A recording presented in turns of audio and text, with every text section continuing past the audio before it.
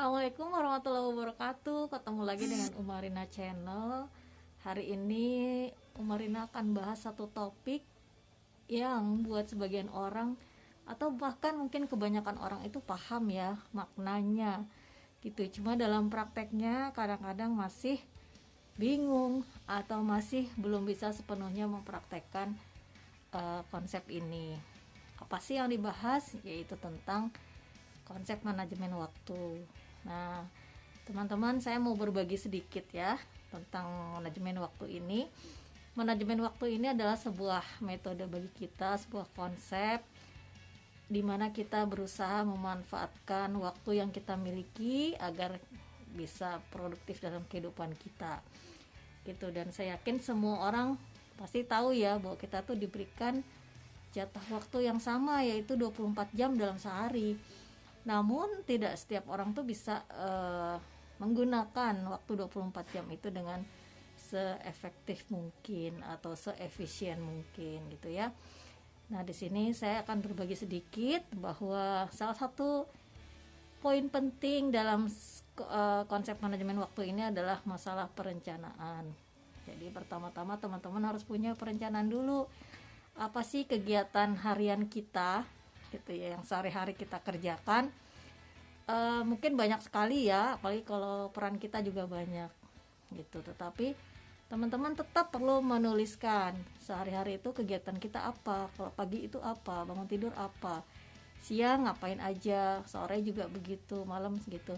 Kenapa perlu dibuat tertulis? Karena kadang-kadang kita lupa kalau nggak ditulis gitu ya, bahwa itu termasuk tugas-tugas kita, atau bahkan kita lupa bahwa ada tambahan tugas. Nah, biasanya ada tambahan tugas nih, yang tadinya nggak ada tugas nyiram bunga, ternyata ada tugas nyiram bunga. Jadi tetap kita perlu menuliskan ya, dan kita tahu kapan itu dikerjakan gitu. Nah, kemudian selain yang kegiatan harian, kita juga perlu membuat kegiatan pekanan ya. Kenapa? Ini juga perlu ditulis ya. Kenapa perlu ditulis? Karena kalau kita tidak menuliskan, biasanya kita juga terlupa ya. Kegiatan pekanan ini misalnya gimana? Senin apa yang kita kerjakan di hari Senin saja ya, tapi di hari lainnya enggak. Apa yang kita kerjakan di hari Selasa misalnya, apa yang kita kerjakan di hari Rabu, dan seterusnya. Jadi kita tahu gitu ya. Begitu kita masuk ke hari tersebut ya, misalnya tiap hari Senin kita ada tambahan nih, kita mau evaluasi penjualan pekan kemarin misalnya, seperti itu. Nah, itu perlu kita tuliskan. Kemudian juga ada yang bulanan. Yang bulanan ini ya sama, misalnya di bulan Januari, khusus di bulan Januari kita punya target apa. Nah, apa yang perlu kita lakukan di bulan Januari. Begitu juga dengan bulan-bulan setelahnya. Gitu. Ini perlu juga tertulis.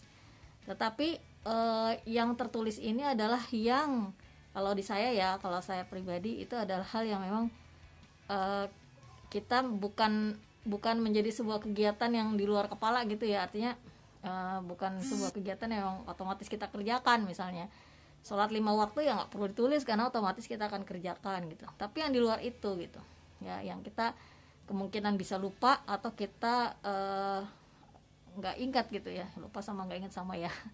Seperti itu ya. Nah, kemudian ada juga kegiatan tahunannya, misalnya setahun sekali. Tapi ini biasanya kalau tahunan sih saya lebih ke target ya, target tahunan gitu. Jadi memang kita perlu buat target. Dari target itulah kita buat kegiatan bulanannya seperti apa, pekanannya seperti apa, dan hariannya seperti apa gitu ya. Ini baru satu tahap ya, masih banyak lagi konsep yang lainnya yang perlu saya bahas, tapi mungkin di video berikutnya ya.